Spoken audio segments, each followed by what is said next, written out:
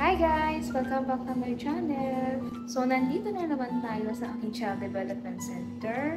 Update ko ulit after ilang years. No, ngayon po ay magbubukas ng aming school year 2024-2025.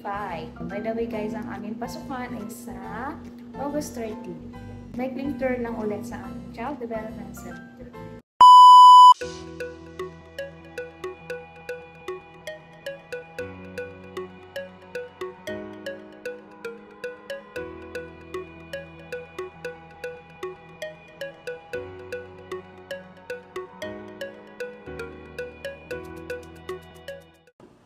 Sa aking Child Development Center.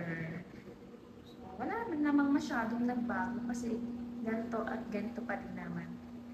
Yung TV lang pala guys, napalitan na from 32-inch na TV, naging 50-inch na TV na siya. Malaki na po ang aming TV. Sigurado mag-enjoy ang mga kids. Ngayon pala guys ay Friday, August 2. Ayan, so pumasok ulit ako kasi meron akong mga ginagawa.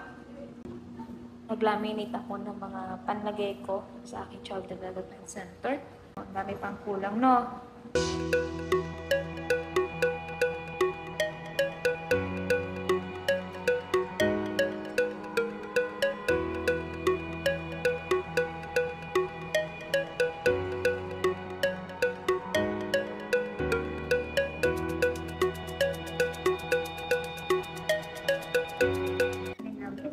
Logo po ng DSWD. Ito naman ang ECCD Council. Ito po ang logo ng IMOS. And ito naman po ay ng Panarang.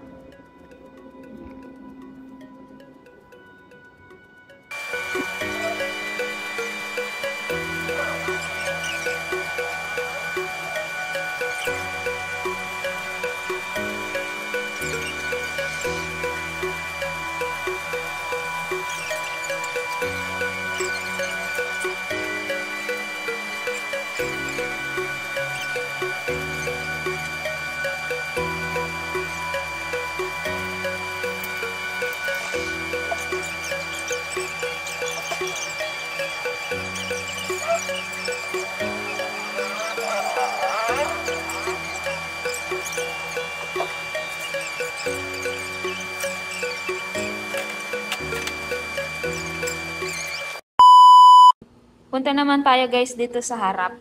Dito kasi nilagay ko dyan yung mga colors. And then, nasira na siya kasi ilang taon na din naman yun. Since 2019, yun yung gamit ko dyan. So, papalitan ko na. May printer ako dito. Nag-print ako ng mga iba't ibang kulay. Tagalog and English na din ang nakalagay sa kanyang pangalan. Yan guys. Okay. Tapos doon sa side na to, sira-sira na siya. So, may prepare din ako na shapes. Nag-print ako. Kaso yung una kong print, guys, masyadong maliit. Kaya naman, inulit ko siya. Ito, ang cute niya. Kasi nakakita ako ng bata. Kaso ang original na suot niya talaga ay brown. Kapartner nito. Naghanap ako ng pwedeng itapal. Checkered pala na white and red kasi ganyan po ang uniform ng girls. Then sa boys naman, brown. Diba ang cute niya? Batang daycare. Okay. Ito babae. Ito naman ay lalaki. Actually, dalawa yung print ko niyan. Kasi yan, ilalagay ko siya doon sa ipapalit ko na siya dito guys. Papalit ko na siya dyan. Yan. Cute nila. Nice. Ito guys, yung mga number ko. Actually, matagal ko na itong na-print noon pa. Year 2019 or 2020. Basta na doon. Unang taon ko dito sa Wakandana. Tapos nagamit ko lang siya guys. Itong last year lang. Itong school year 2023-2024. Ayan. So, wala pa akong laminator noon. Kaya, ito yung way namin ng pag-laminate. So, plastic cover siya.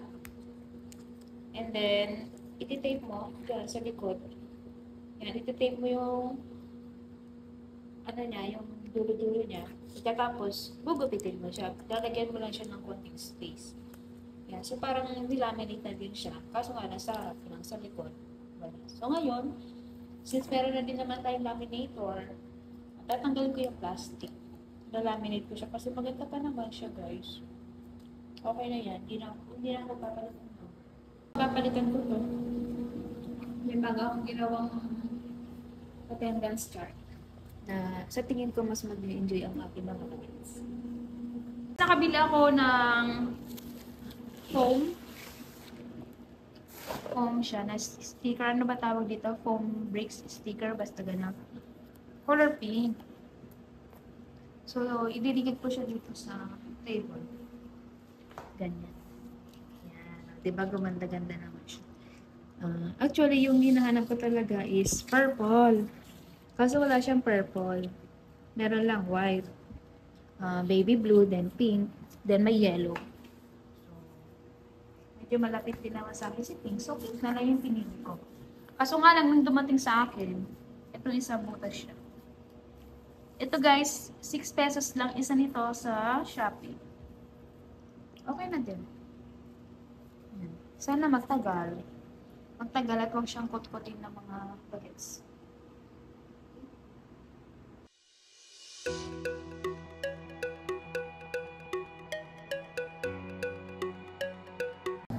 Birthday corner. I-assemble muna natin siya bago natin lagyan ng tape.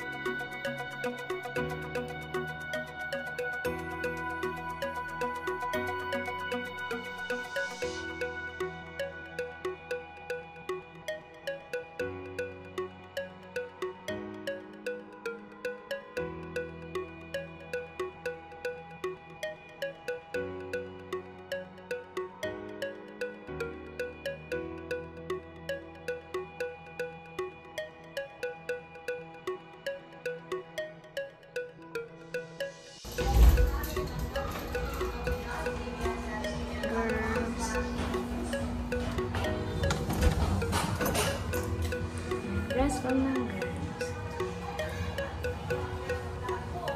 Tapos ito naman yung boys.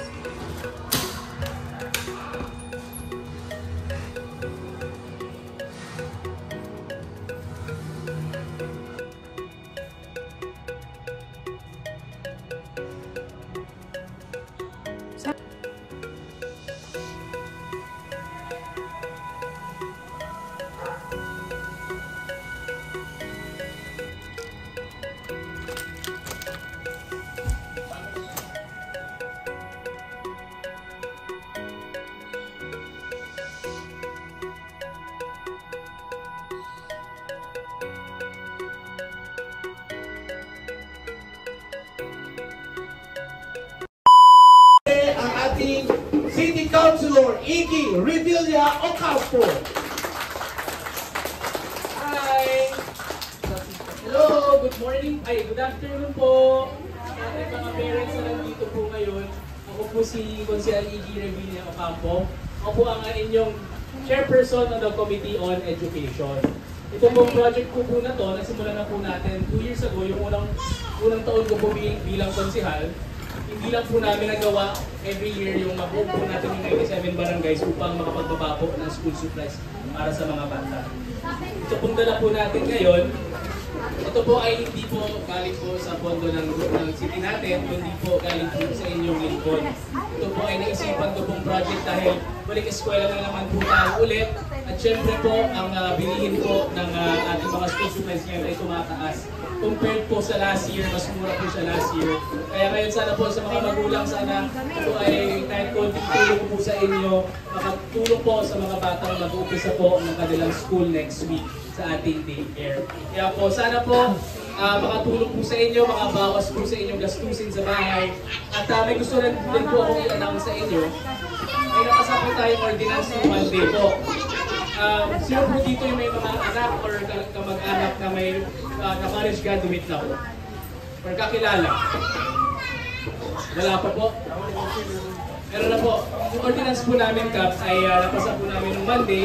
Itong ordinance na to, kung meron po tayong kakilala na nag-graduate po with Latin Honors sa any university sa Pilipinas, makakatanggap po sila ng cash incentive sa ating city government.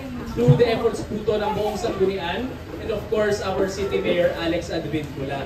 Kaya palakpakan po natin na naglaan po talaga kami ng tulong para dito. At yung isang ordinance po natin na hindi niyo po alam, napasa po natin to last year, magkakaroon na po tayo ng sarili nating City College, ang City College of Imus. Ito po ang kauna-unahan natin pong City College, kaya I'm very proud po na paalam po sa inyo. Dahil pag lumaki na po yung inyong mga anak, ang gusto po kasi namin dito nila Mayor Alex ay libre po ang pag-aaral ng bata pagdating po nila ng kolehiyo. Kaya huwag niyo po kakalimutan yung ordinance na to. Pag lumaki na po yung mga inyong mga anak, i-enroll niyo po doon sa City College of Imus. Yun lamang po. Maraming salamat po sa oras. At syempre kay Cap Gudoy, hindi po ito maging posible kung hindi po dahil sa inyo. Maraming salamat.